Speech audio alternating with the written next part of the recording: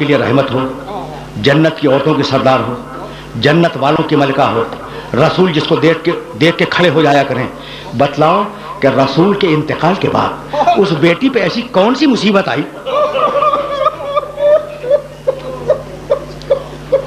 اجرکم اللہ. دیکھو میں نے تو ایک سوال کیا تھا اور تمہاری آوازیں بلند ہو گئیں. اب زیادہ زحمت سماعت نہیں ہے، میں بہت کم مصائب پڑھنے کا عادی ہوں، انتہائی کم مصائب پڑھتا ہوں. لیکن ایک جملہ سننا بھائی، وہ کیا ایسی مصیبت آئی کہ بی بی نے صبت علیہ مصائب لو انہا صبت علیہ سرن لیالیہ.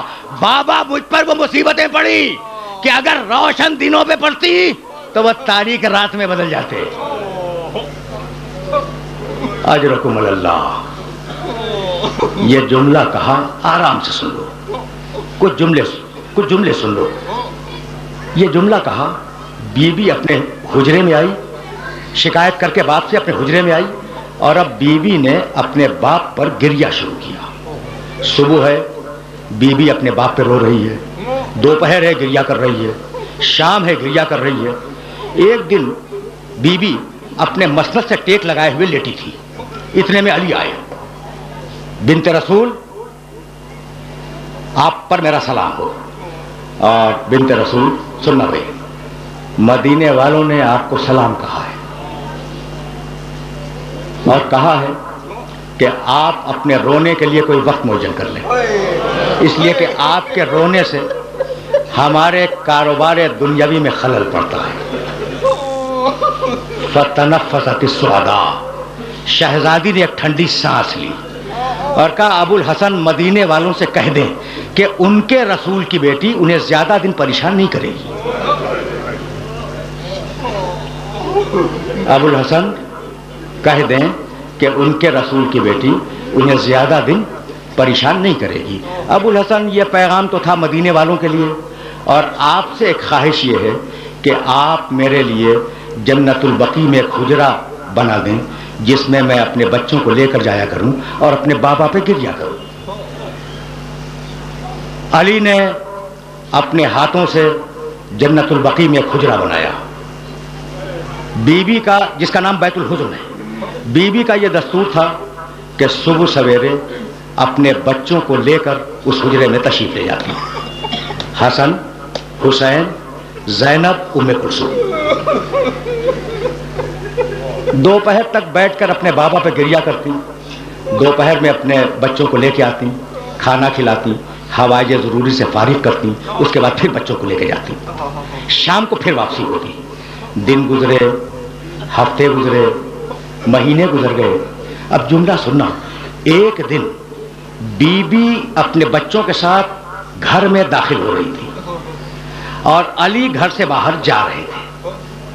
ایک مرتبہ علی کی نگاہ پڑی شہزادی کے چہرے پر. کہنے لگے کہ بنت رسول، جس دن سے آپ کے بابا کا انتقال ہوا ہے اس دن سے میں نے آپ کے چہرے پر خوشی نہیں دیکھی. یہ آج آپ کے چہرے پر خوشی کے آثار کیسے ہیں؟ بی بی نے ٹھنڈی سانس لی اور کہا ابو الحسن کیا پوچھتے ہو، روتے روتے مجھے نیند آ گئی تھی. میرا بابا میرے خواب میں آیا، اس نے مجھے اپنے سینے سے لگایا، میرے سر پہ ہاتھ پھیرا اور کہا کہ بیٹی تیری مصیبتوں کے دن اب ختم ہو گئے.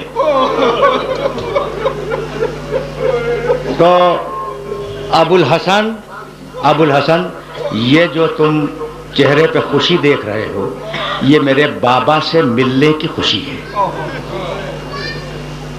آرام آرام سے کچھ جملے سن لو. میں ظاہر ہے کہ طویل مصائب نہیں پڑھا کرتا، لیکن جب بات آ گئی ہے تو جی چاہتا ہے کہ دو جملے شہزادی کے سلسلے میں عرض کروں اور تم سے اجازت لے لوں. یہ کہہ کر بی بی حجرے میں داخل ہوئی اور یہ کہتی ہوئی داخل ہوئی کہ ابو الحسن میری خواہش یہ ہے کہ آج آپ میرے پاس بیٹھ جائیں تاکہ میں وصیتیں کر سکوں. علی باہر جا رہے تھے، پلٹ آئے، حجرے میں آئے. کہا ابو الحسن دونوں بچیوں کو کنیز کے حوالے کرتے ہیں تاکہ بچیاں کنیز کے ساتھ چلی جائیں، مجھے آپ سے وصیتیں کرنی ہیں. اور دونوں بیٹوں سے کہیں کہ جائیں نانا کی قبر مطہر کی زیارت کے لیے. بچیاں گئیں کنیز کے پاس حسن و حسین گئے نانا کی قبر کی زیارت کے لیے۔ شہزادی نے کہا ابو الحسن دروازے کو بند کر دیں۔ علی نے دروازہ بند کیا، آ کر شہزادی کے پاس بیٹھ گئے۔ کہا بنت رسول اپنی وصیتیں بیان کریں۔ کہا ابو الحسن میری پہلی وصیت تو یہ ہے کہ اگر میری خدمت میں کوئی تقصیر ہو گئی ہو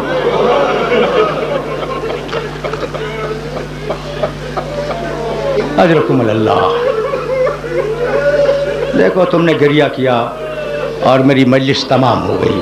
ابو الحسن اگر میری خدمت میں کوئی تقصیر ہو گئی ہو تو آپ قیامت کے دن کوئی مواخذہ نہ کیجیے گا، یہی معاف کر دیں۔ کہا نہیں بی بی تم سے آج تک کوئی تقصیر نہیں ہوئی۔ کہا ابو الحسن میری دوسری وصیت یہ ہے کہ میرے مرنے کے بعد میرے چھوٹے چھوٹے بچے یتیم ہوں گے، اگر ان سے کوئی لغزش ہو جائے تو ان سے ڈانٹ کے بات نہ کیجیے گا۔ علی کانپنے لگے۔ کہا بنت رسول تمہارے بچے صاحبان تطہیر ہیں، ان سے کسی غلطی کا امکان نہیں ہے۔ کہا ابو الحسن میری تیسری وصیت یہ ہے کہ میرا جنازہ رات کی تاریکی میں اٹھایا جائے اور میرے دشمنوں کو میرے جنازے میں شرکت کی اجازت نہ دی جائے۔ اور ابو الحسن میری چوتھی اور آخری وصیت یہ ہے کہ میرے دفن کرنے کے بعد مجھے بھول نہ جانا، کبھی کبھی میری قبر پر سلام کے لیے آتے رہنا۔ اجرکم اللہ۔ صدائیں بلند ہو گئیں اور اب ظاہر ہے کہ میں تقریر کو اپنے مرحلے پہ لے آیا، اب اس سے زیادہ زحمت سماعت نہیں دوں گا۔ علی نے وصیتیں قبول کی۔ ایک مرتبہ علی نے رو کے کہا کہ بنت رسول تمہاری وصیتیں تو میں نے قبول کی، لیکن اب میری بھی کچھ وصیتیں ہیں، انہیں قبول کرو۔ پہلی وصیت تو یہ ہے کہ میں جب تمہیں بیاہ کے لایا تو میں مفلس تھا، تمہاری خدمت کا حق ادا نہ کر سکا، تو اپنے بابا سے میری شکایت نہ کرنا۔ میری دوسری وصیت یہ کہ اپنے بابا کو میرا سلام پہنچا دینا اور انہیں بتلا دینا کہ ان کی امت نے میرے ساتھ کیا کیا۔ اور میری تیسری اور آخری وصیت یہ کہ میں مرنے کے بعد بھی سلام کے لیے آتا رہوں گا، لیکن شرط یہ کہ جب بھی سلام کروں اپنے کانوں سے جواب سلام سنوں۔ بی بی نے وصیتیں قبول کی۔ علی و فاطمہ، راوی بیان کرتا ہے، علی و فاطمہ بیٹھے ہوئے گریہ کر رہے تھے کہ اتنے میں زور زور سے دروازہ پیٹنے کی آواز آئی۔ بس آخری جملہ سننا اور مجھے اجازت دینا۔ شہزادی نے کہا ابو الحسن دیکھیں کہ یہ دروازے پہ کون آ گیا۔ علی نے پکار کے پوچھا دروازے کے باہر کون ہے؟ ایک مرتبہ روتے ہوئے بچوں نے آواز دی کہ بابا ہم آئے ہیں۔ ایک مرتبہ علی قریب گئے، دروازہ کھولا، دیکھا کہ حسن حسین دروازے پہ کھڑے ہیں اور رو رہے ہیں۔ کہا بیٹو میں نے تو تمہیں نانا کی قبر کی زیارت کے لیے بھیجا تھا، یہ تم اتنی جلدی کیسے آ گئے؟ تو دونوں بچوں نے رو کے کہا کہ بابا جب ہم نانا کی قبر پہ پہنچے تو ابراہیم خلیل اللہ کی آواز آئی کہ یا رسول اللہ فاطمہ زہرا کے یتیم آ رہے ہیں، تو بابا کیا ہماری اماں دنیا سے گزر گئی؟ اجرکم اللہ، اجرکم اللہ۔ آپ نے گریہ کیا، تقریر تمام ہو گئی، اب آخری جملہ عرض کر رہا ہوں۔ علی و فاطمہ نے وصیتیں کی اور اب علی باہر آئے، علی باہر آئے، مسجد میں بیٹھ گئے۔ شہزادی نے کنیز سے کہا یہ میری تقریر کا آخری جملہ ہے، تم نے گریہ کیا، مجلس تمام ہو گئی۔ اور تم جانتے ہو کہ میں طویل مصائب نہیں پڑھا کرتا، آج میں نے بہت مصائب پڑھ دیے، فقط آخری جملہ سنو اور مجھے اجازت دے دو۔ علی مسجد میں آ کے بیٹھ گئے۔ بی بی نے کنیز سے کہا کہ میں اب حجرے کو بند کر رہی ہوں، جب تک ذکر الہی کی آواز آتی رہے اس وقت تک سمجھنا کہ میں زندہ ہوں، اور جب ذکر الہی کی آواز بند ہو جائے تو جا کر علی کو اطلاع دے دینا۔ کنیز دروازے کے باہر بیٹھ گئی۔ ایک مرتبہ ذکر الہی کی آواز بند ہوئی، کنیز دوڑتی ہوئی مسجد میں آئی، ہمت نہیں ہے کہ علی سے کچھ کہہ سکے۔ ایک مرتبہ کنیز نے سر سے چادر کھینچی اور علی کے قدموں پہ ڈال دی اور کہا مولا انا للہ و انا الیہ راجعون، انا للہ و انا الیہ راجعون۔ فقط دو جملے۔ اجرکم اللہ، اجرکم اللہ۔ تم نے گریہ کیا، مجلس اپنے آخری مرحلے میں داخل ہو گئی۔ علی آئے، غسل دیا، کفن پہنایا، جنازہ تیار کیا۔ یہ ہے میری تقریر کا آخری جملہ۔ جب جنازہ تیار ہو گیا تو ایک مرتبہ آواز دی یا حسن یا حسین یا زینب یا ام کلثوم، हलुम्मु इला ज़ियारत उम्मिकुम। तुम्हें कुछ मालूम है कि इन बच्चों की उम्रें क्या थी? हसन 7 साल के थे, हुसैन 6 साल के थे, शहजादी ज़ैनब 4.5 साल की थी, शहजादी उम्मे कुलसूम 2.5 साल की थी। आवाज़ दी जनाजा तैयार करके कि हसन अपनी माँ का आखिरी दीदार करो, हुसैन अपनी माँ का आखिरी दीदार करो, ज़ैनब उम्मे कुलसूम अपनी माँ का आखिरी दीदार करो। घर की कनीज बयान करती है कि 2 बच्चे दौड़ते हुए माँ के पास आ गए। हसन आए, उम्मे कुलसूम आई, और 2 बच्चे दरवाजे पे खड़े रहे। हुसैन खड़े रहे, शहजादी ज़ैनब खड़ी रही। अली ने आवाज दी, बच्चों तुम भी तो आओ। हुसैन ने रो के कहा कि बाबा हम उस वक्त तक नहीं आएंगे जब तक अम्मा वैसे न बुलाए जैसे मरियम ने ईसा को बुलाया था। बस ये सुनना था कि फातिमा ज़हरा के बंदे कफन टूट गए। एक हाथ ने हुसैन को बुलाया, एक हाथ ने ज़ैनब को बुलाया। दोनों बच्चे आकर माँ के सीने से लिपट गए। एक मरतबा जिब्रील ने आवाज दी कि या अली बच्चों को माँ से अलग करो वरना कायनात में ज़लज़ला आ जाएगा। वसयअलमुल्लज़ीना ज़लमू अय्या मुनक़लबिन यनक़लिबून रब्बना तक़ब्बल मिन्ना इन्नका अंतस समीउल अलीम।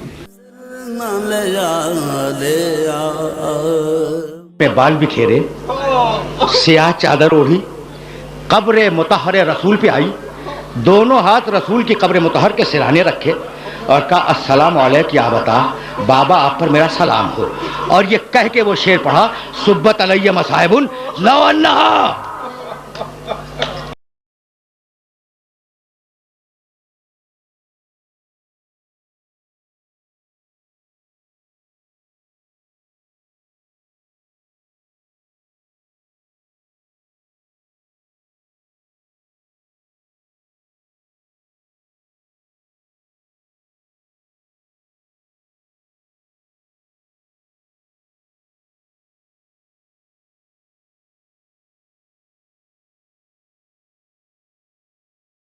बेटी जो अपने बाप